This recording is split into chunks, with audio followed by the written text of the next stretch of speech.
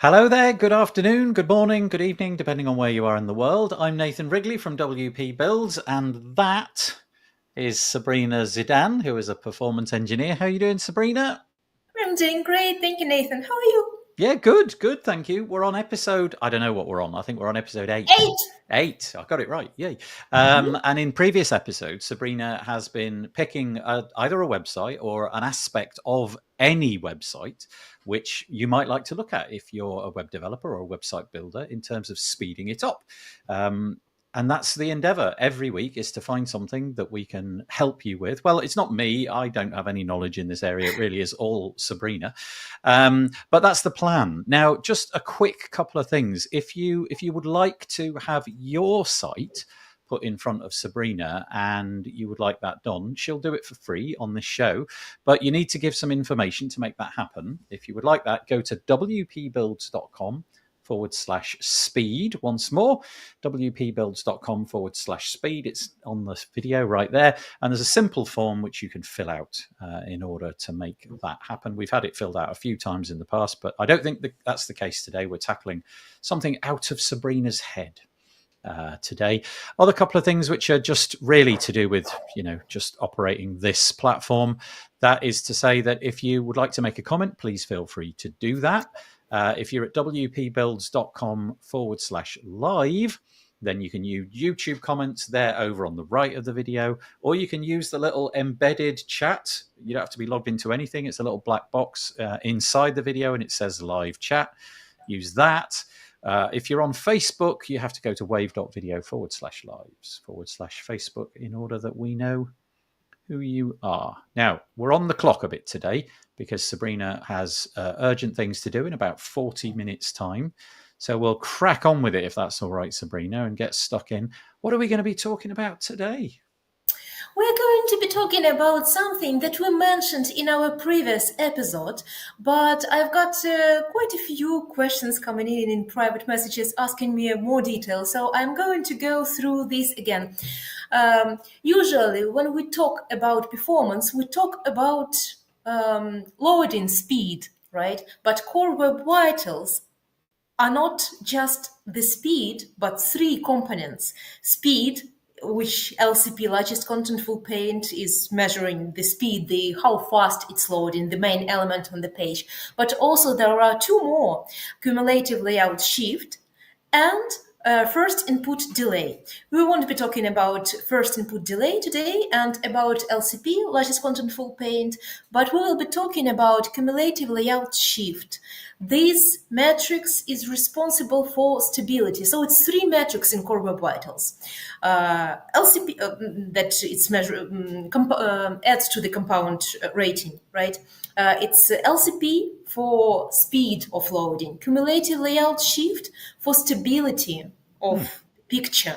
It should be stable. You should be clicking in the right place when you want to click there. It shouldn't be jumping all over when it's loading or when you're clicking somewhere.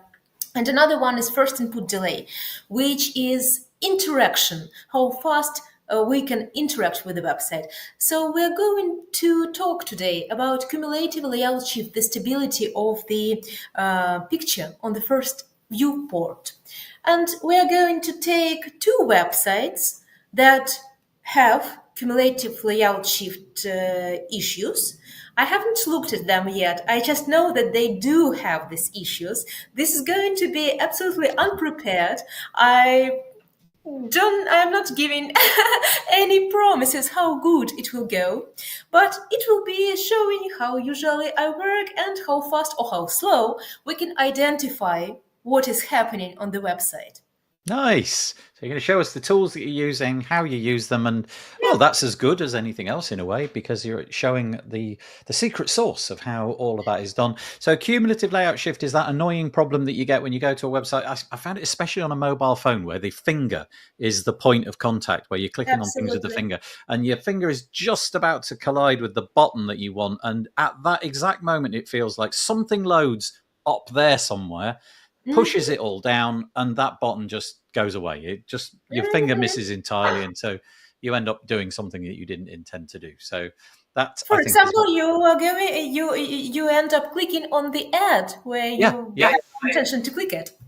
The worst offender for this, in my experience, is a website called TechCrunch. I don't know if you've come across TechCrunch. It's actually a WordPress powered website, and very often I'll get there and I'll be 5 seconds into reading the article, and I'll go to click. So that's a long time, and I'll go to click something, and it all just moves. And typically, I just end up clicking on text. It's not that I end up the wrong place. It's just that there was a button there and the button's gone. And so I'm just now trying to find it, and I either have to scroll up or scroll down. So anyway, there you go. Would you like me to raise your screen for everybody to see?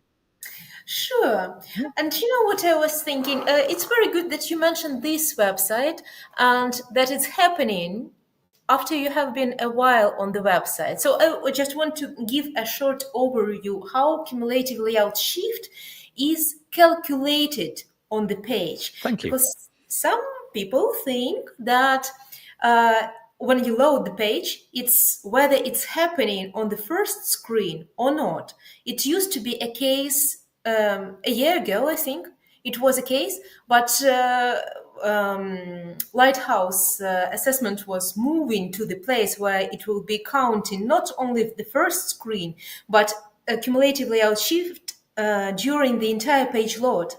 So approximately a year ago, websites that seemed not to be having cumulative layout shift before, they were passing Core Web Vitals assessment before, they started to fail Core Web Okay. Vitals assessment because cumulative layout shift was counting during the entire experience. So say you open the website on mobile, it's stable, it was loaded without any jumps, right?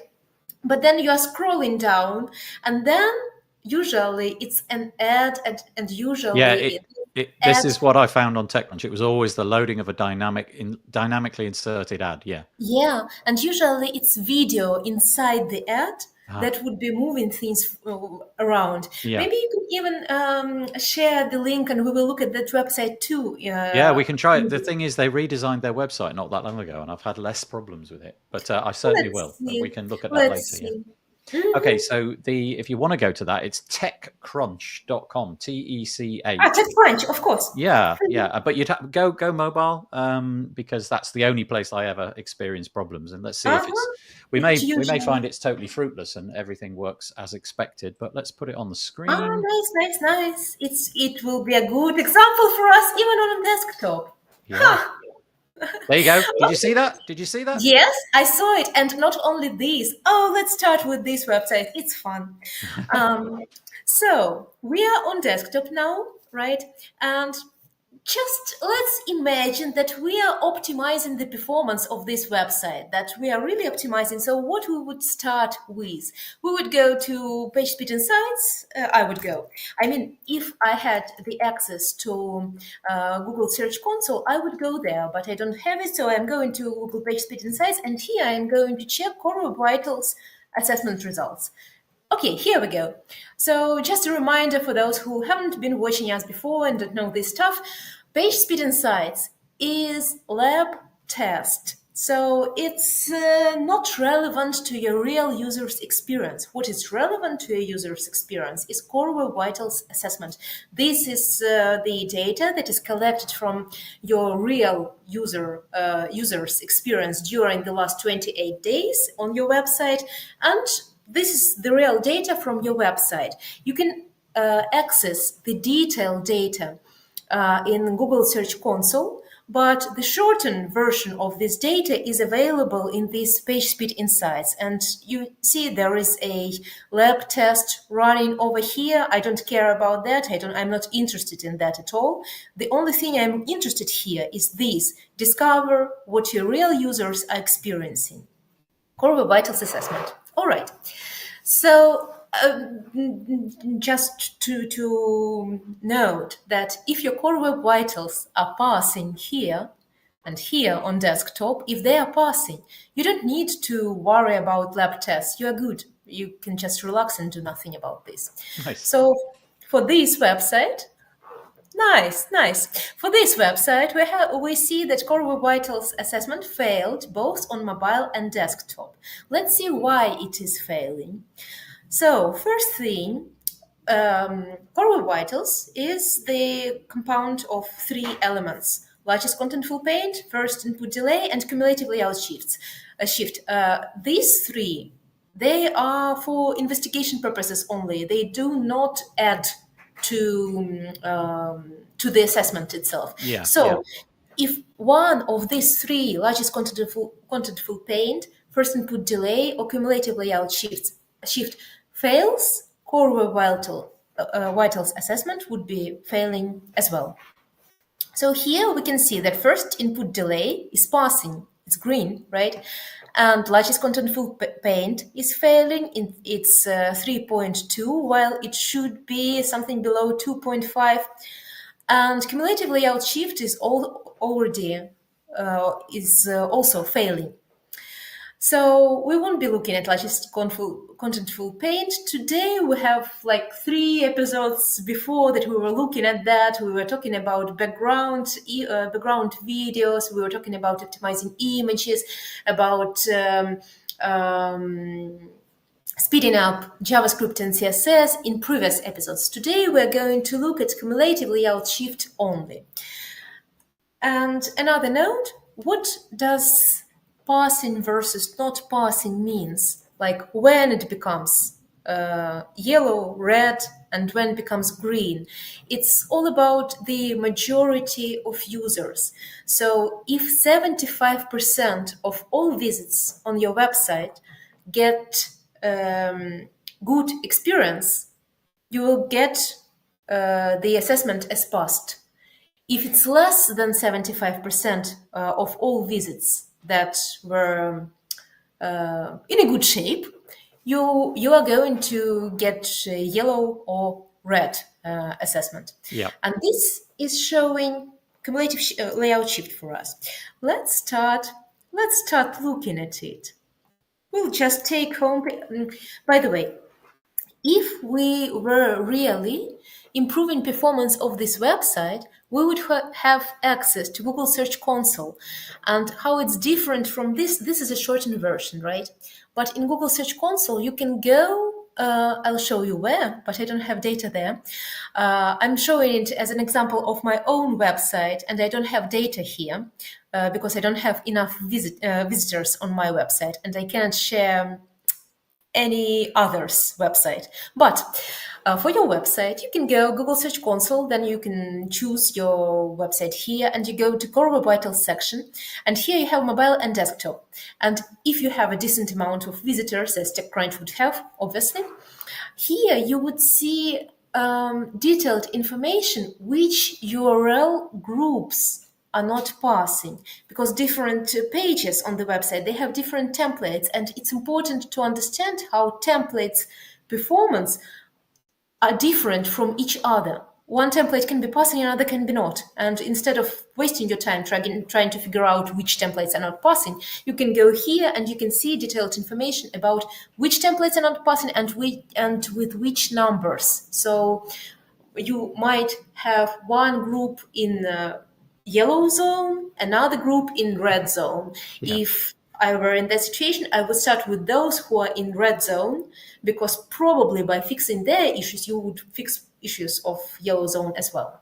But we don't have access to there now. Just a quick question. Mike's raised a comment. He said, do you need to have, I mean, you're answering it now, which is why I've raised it. He said, do you need to have Google Analytics installed to capture Core Web Vitals?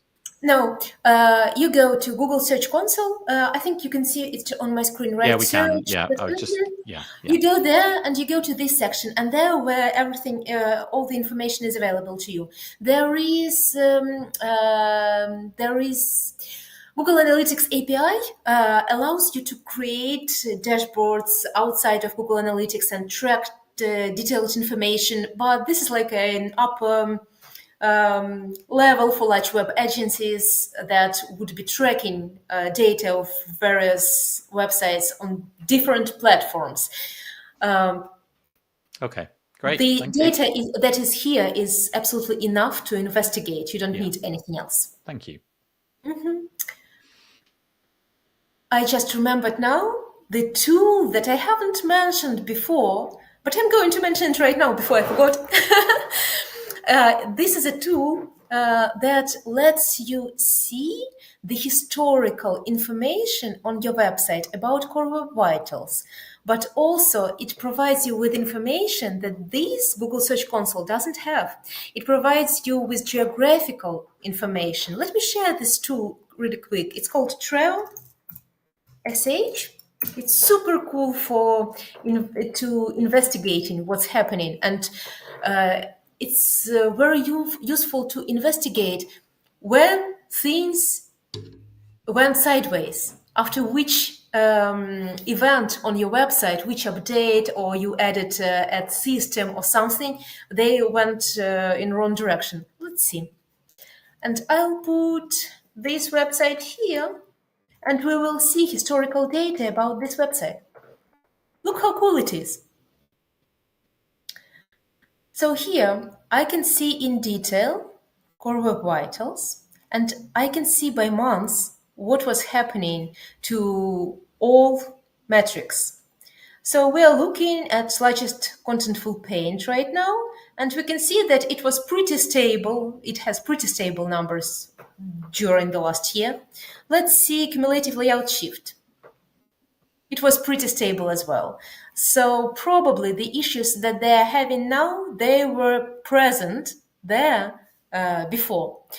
This tool is useful in case when it's good to check here and then try to connect changes on your website with changes with Core Web Vitals. You might find out that after update of some plugin that is core plugin for your website, for example, if it's a recipe website, it would be WP Recipe Maker or WP Recipe Pro. After major update, something went wrong, or you changed advertisement system, or you added some chatbot or something, and you can see like in history of Core Web Vitals when it happened. And another cool thing here, you can choose to see things on map.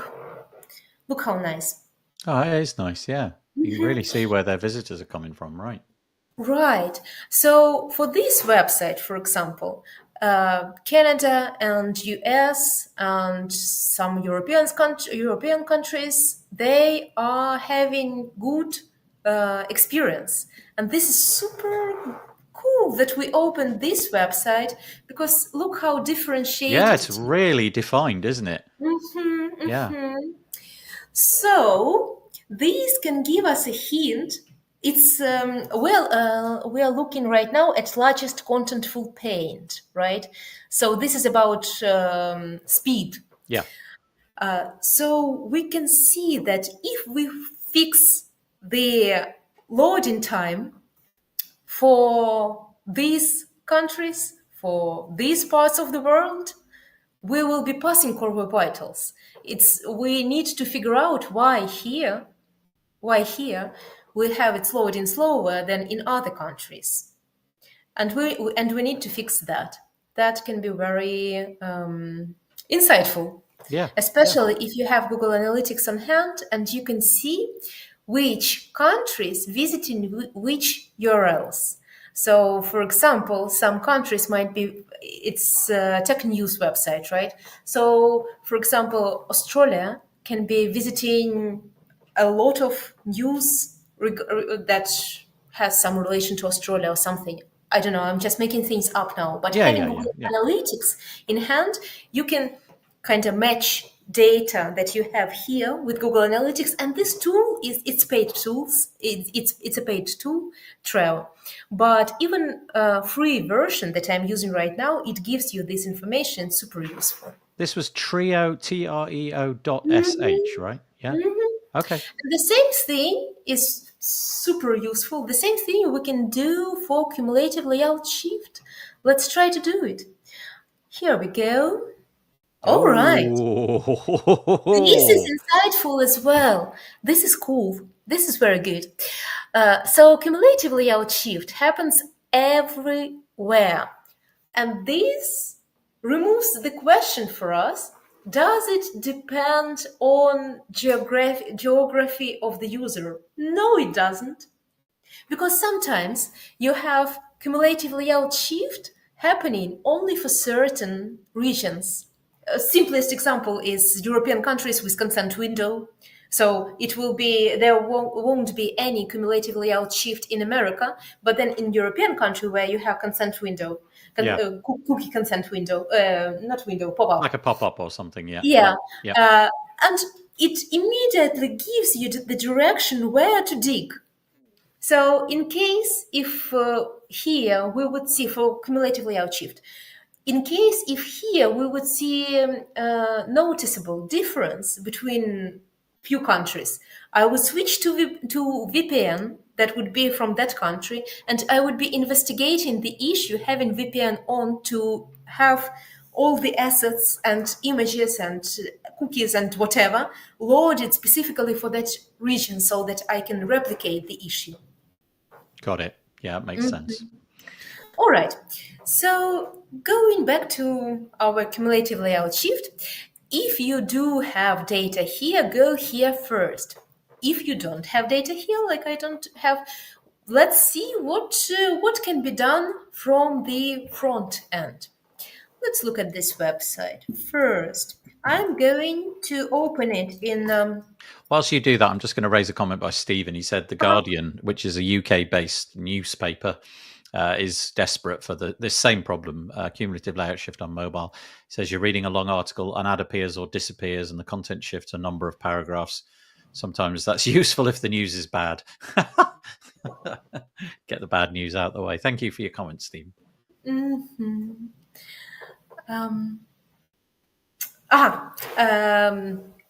Yeah. Maybe we can look at Guardian next time. Let's see. Yeah. So what I'm going to do, I'm going to throttle my connection here because I'm on very fast. I'm back at home in Kiev. I'm on very fast internet. And when I was in Spain in our first episodes, I didn't need to throttle connection because it was throttled already.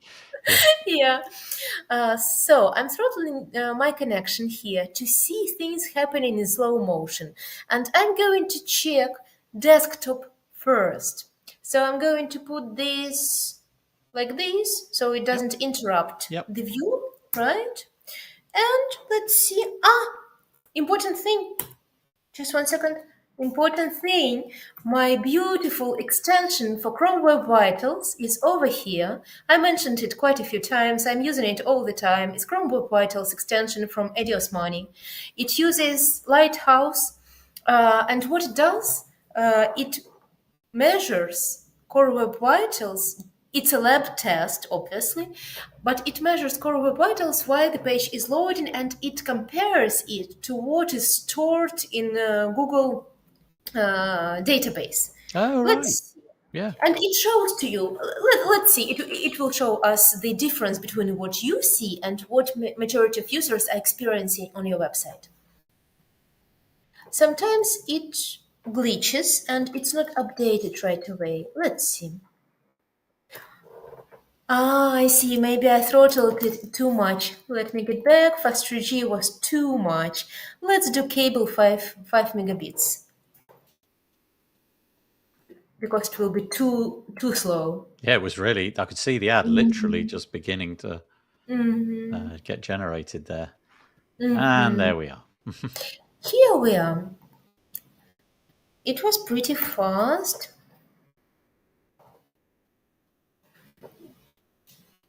What I'm trying to do here, I'm trying to catch the issues without doing it really slow. Yeah, we're all waiting, and there it is. Yeah. I think I could see the issue, but whether it got captured in your tools is another matter. It looks like it kind of did there. It just went into the fail status, didn't it?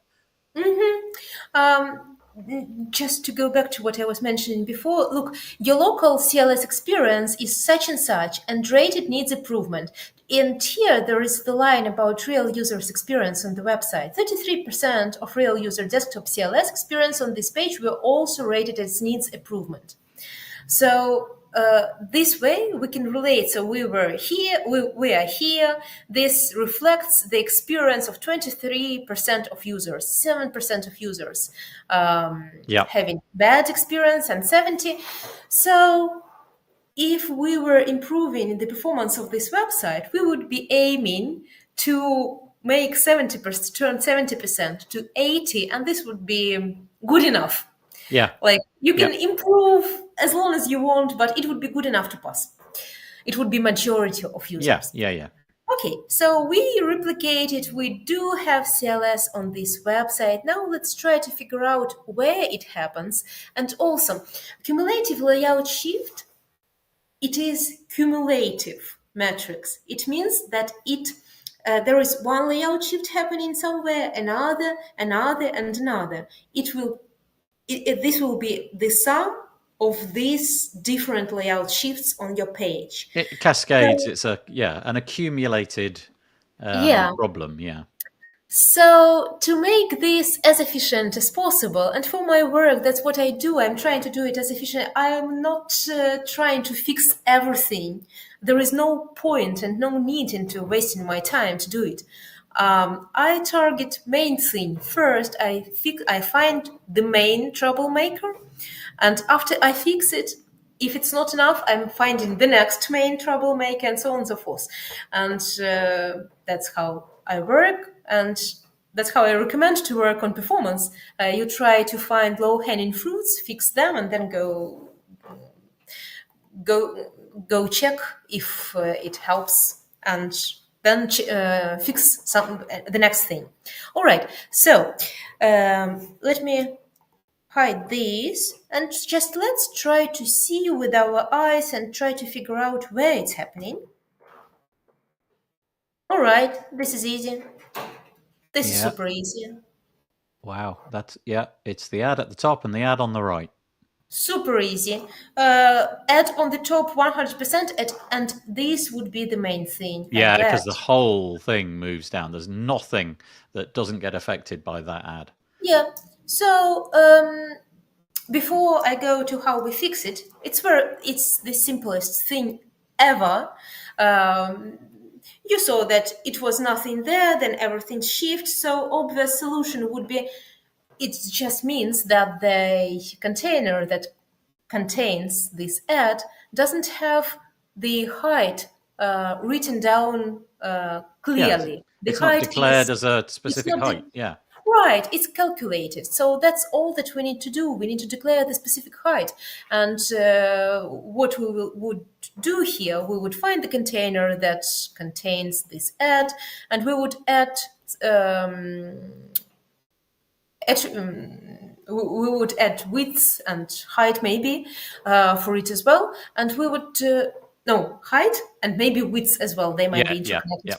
Yeah. And we would put the maximum height that is allowed there for an ad. So you know how Google Ads Yeah. works. You have the spot, say 300 pixels high, and if there is no relevant ad 300 pixels high, it would be 200 pixels high. It would be a slightly different format. So what we don't want to have here, we don't want Google Ad to to take place after it figures out which ad to serve. We want to provide it with a fixed place, and if it wouldn't be taken completely by the ad and there will be some margins there, we don't care. At least there won't be any layout shift. Let's see. Let's try to see what's here.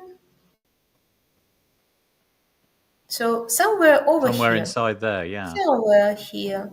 So we'll go add unit, super easy. That's it. Margin bottom over here. I just want to show how sometimes it's really tricky to find where the height or width or any other attribute is defined. And I just want to show how to do this.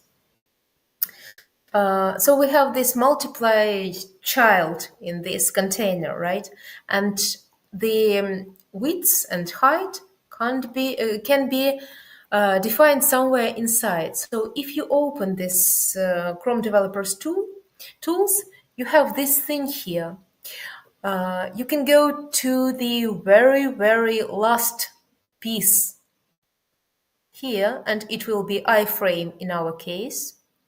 No, it will be this one. Let me see. Iframe. It will be the last child, Yeah, the yeah, last nested yeah. child. You can go there, and starting from the last nested child, you can over here, you can see where its properties are defined. So, for example, height 250. Let's see.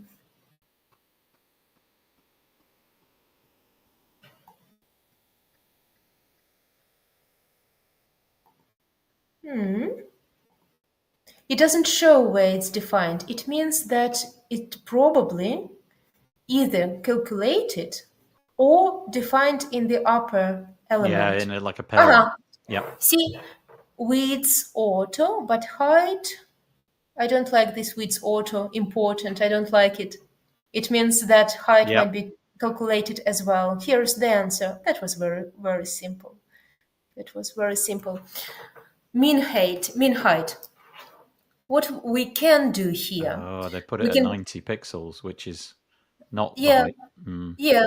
As a mean height, as minimal height, we can put the actual minimal height. And as we already opened this one, I want to show how we can test our guesses without making changes to the website.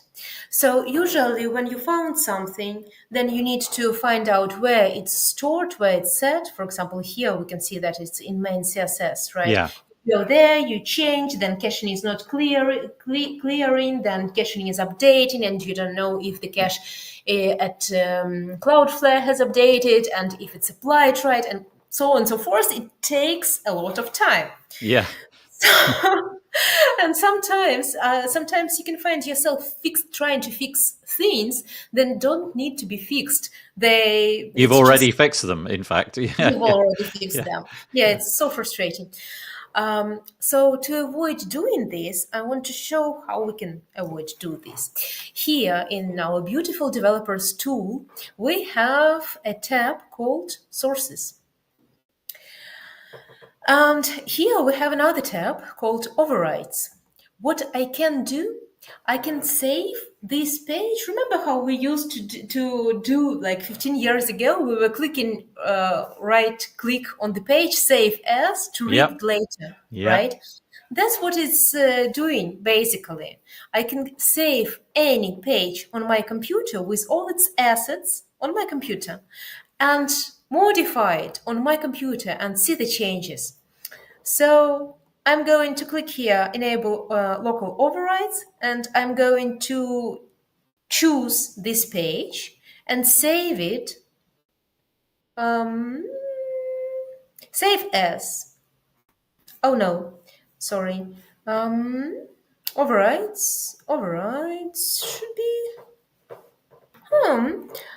Wait a sec. When I do this, like Every day of the week. every day, I don't even think it's usually here. Let me control F5.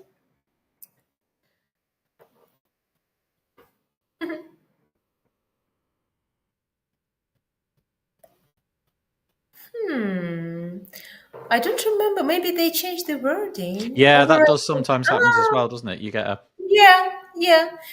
Because before it was called save as override, and now it was saying override the just content. yeah. But here it is. We saved it. We can control S here, and now you see if I change something. Sec. Which one? No, it doesn't have which one. For example, here is the title. Yep.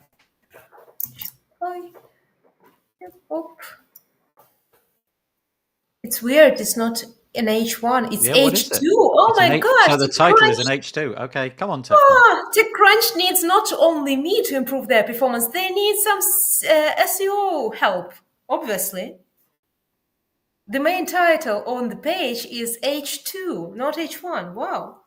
All right. Wait, not here. Sorry.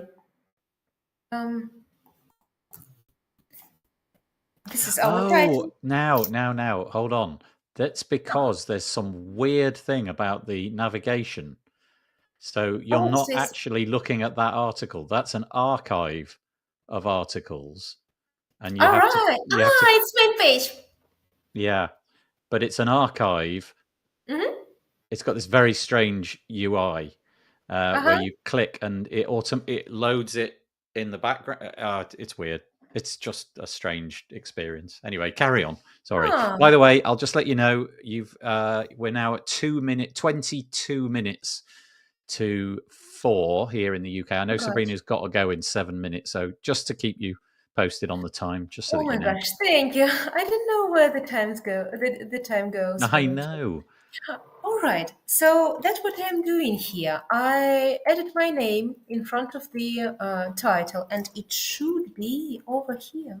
Yeah, you But see, I don't no. think I think you're looking at it. I think this is a very, very unusual UX. You have to click on that title in Mhm. order. There, now you've opened up the post, and I'm suspecting that that will be an H1 if you look at it now. So there's a lot of Right. weird asynchronous loading Uh-huh. It is of the H1. yeah, Okay, but I just want to finish what I'm showing, how yeah, we can yeah. how we can modify. Uh, Let me do it. Control F5, Control Shift I. I'm opening this. Here is my page. I'm overwrite content. Here they changed the wording. Okay, here is my title. This is title. Okay, let's check. Let's change title. So title should have changed. Okay, Control F5. See, SZ. This was me. Control F5 SZ. Yep. Uh-huh. But weird, it's changing back, and I don't know why. Hmm. I suspect it's got something to do with the way that each of those posts loads.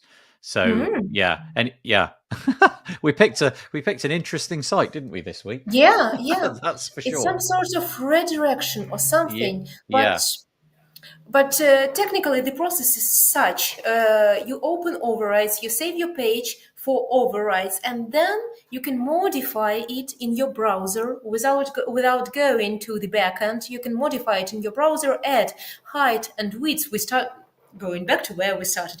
The whole point of this is to add fixed minimum height to our ad block, so it's not jumping. And you can add that height.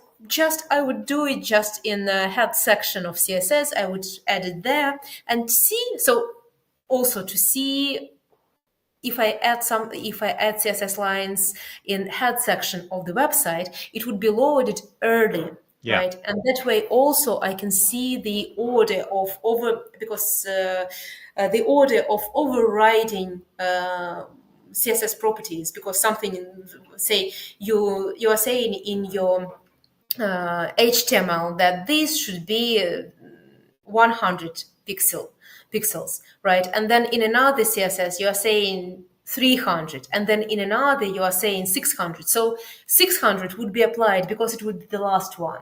So this thing is helpful to figure out the order as well.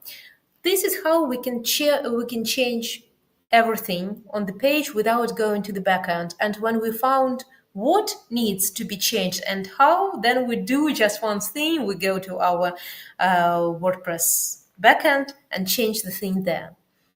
Let me I check I think the the time is against you, Sabrina. I think you've yeah, got less than 3 minutes before you need to go. So I think we should maybe put a pin in that, as they yeah. say, and maybe we could begin the next one. Next episode. Yeah, Let's where we left off just now. yeah. So are we back next week? I can't remember if we put one in for next week or not, or if we've left that one for Christmas. But it'll be on the WP Builds calendar. If you go to the homepage and you scroll down a little bit, there's a yellow accordion, or you can go to wpbuilds.com facebook.com/schedule. And if it's in there, then yes, we're going to be doing it. And if not, then we're probably having a couple of weeks off for Christmas or something like that. I'll chat to Sabrina about that in just a moment. Again, just to mention that if you would like Sabrina to have a look at your website, head here, wpbuilds.com/speed, fill out the form, and you never know, you may very well be able to make use of Sabrina's excellent services live on this show. Sabrina, I think we're going to have to knock it on the head there. I know that you've got to go. So thank you so much for your participation again. We'll pick up where we left off next time. Right. It will be double episode for us. Yes, we'll have to we'll make that one maybe even an extra long one. So thanks, Sabrina. Take it easy. Thank you, Nathan, and thank you everyone who watched. See you in a week. Bye.